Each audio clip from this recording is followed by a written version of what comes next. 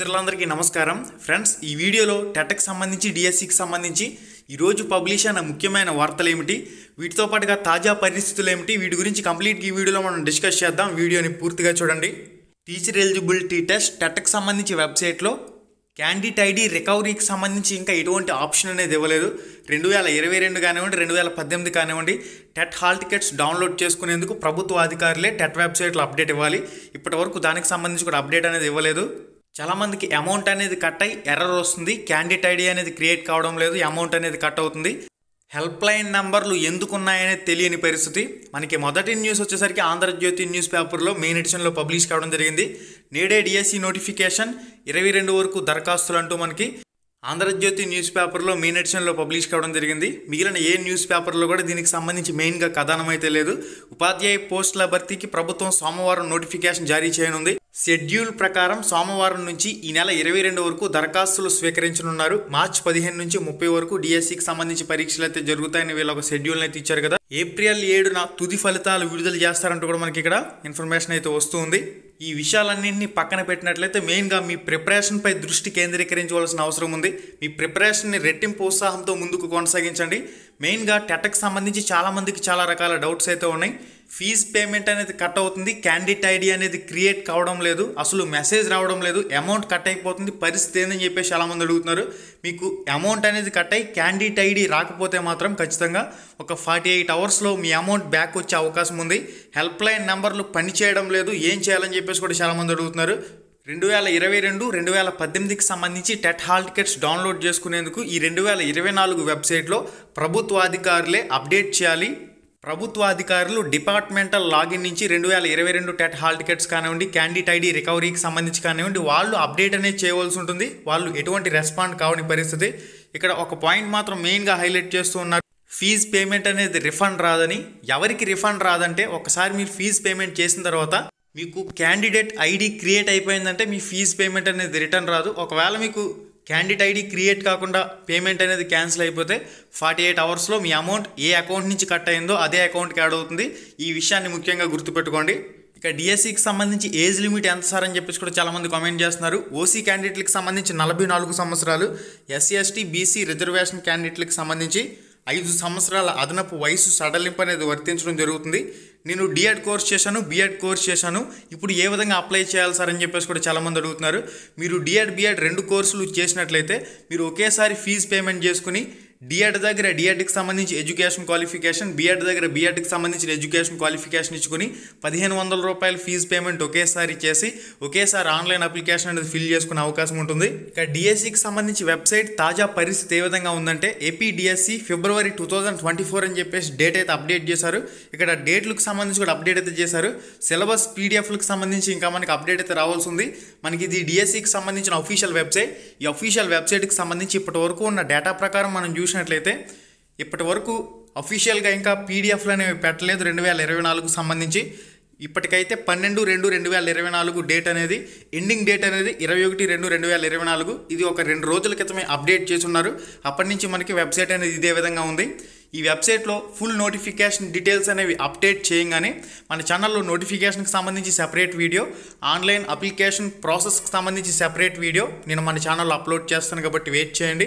ఇప్పటి వరకు అయితే 2022 సిలబస్కి సంబంధించి డీటెయిల్స్ అనేవి చూపిస్తుంది। వెబ్సైట్ అప్డేట్ కాగానే మనకి ఇక్కడ సిలబస్ పీడిఎఫ్లు అయితే అప్డేట్ చేసే అవకాశం అయితే ఉంటుంది। ఇప్పటి వరకు ఉన్న డిఎస్సికి సంబంధించి తాజా వెబ్సైట్ పరిస్థితి అయితే ఈ విధంగా ఉంది। ఇక మనకి నెక్స్ట్ అప్డేట్ వచ్చేసరికి టెట్కు సిద్ధమా అంటూ ఒక ఆర్టికల్ అయితే రావడం జరిగింది సాక్షి న్యూస్ పేపర్లో। మనకి ఏపీ టెట్కి సంబంధించి వెయిటేజీని 20% కింద కట్టి డిఎస్సిలో కూడా యాడ్ చేస్తారు। డిఎస్సికి సంబంధించి 80 మార్కులకి పరీక్ష జరుగుతుంది, టెట్లో వచ్చిన మార్కుల వెయిటేజీ 20% యాడ్ అవుతుంది। ఫర్ ఎగ్జాంపుల్ మీకు టెట్లో 97 మార్కులు వచ్చినట్లయితే మీకు వెయిటేజీ 12.93 మార్కులు యాడ్ అవుతుంది। మీకు టెట్లో 120 మార్కులు వచ్చినట్లయితే డిఎస్సిలో 20 మార్కులకు గాను 16 మార్కులు యాడ్ అవుతాయి। మీకు టెట్లో 140 మార్క్స్ వచ్చినట్లయితే 18.67, మీకు టెట్లో 60 మార్కులు వచ్చినట్లయితే 20 మార్కులు గాను వెయిటేజీ 8 మార్కులు యాడ్ అవుతుంది। ఈ విధంగా మీరు చెక్ చేసుకోవచ్చు। డిఎస్సి అనేది 80 మార్కులకి 160 ప్రశ్నలకు జరుగుతుంది. ప్రతి ప్రశ్నకి కూడా అర్ధ మార్క్ అయితే ఉంటుంది. డిఎస్సికి సంబంధించి 2018 ఎగ్జామ్ ప్యాటర్న్ అవలంబిస్తామని చెప్పేసి అంటున్నారు. కాబట్టి 2018 ఎగ్జామ్ ప్యాటర్న్ విధానం సిలబస్ గురించి ఎవరు కూడా కంగారు పడవలసిన పని లేదు. ప్రస్తుతం టెట్కే సిలబస్ ఇచ్చారో అదే సిలబస్ ఉంటుంది బుక్స్కు సంబంధించి. ఇక ఎగ్జామ్ ప్యాటర్న్ విధానం ఇదంతా కూడా 2018 మాదిరిగా ఉండే అవకాశం ఉంటుందంటూ ప్రకటనలు చేశారు. కాబట్టి దాని గురించి ఫర్దర్గా ఇన్ఫర్మేషన్ రాగానే తప్పకుండా మీకు అయితే పోస్ట్ చేయడం జరుగుతుంది. కాబట్టి వెయిట్ చేయండి.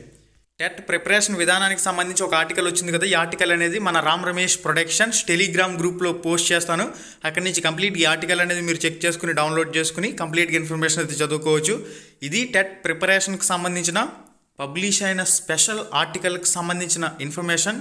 Ram Ramesh productions Telegram group link డిస్క్రిప్షన్లో ఉంది.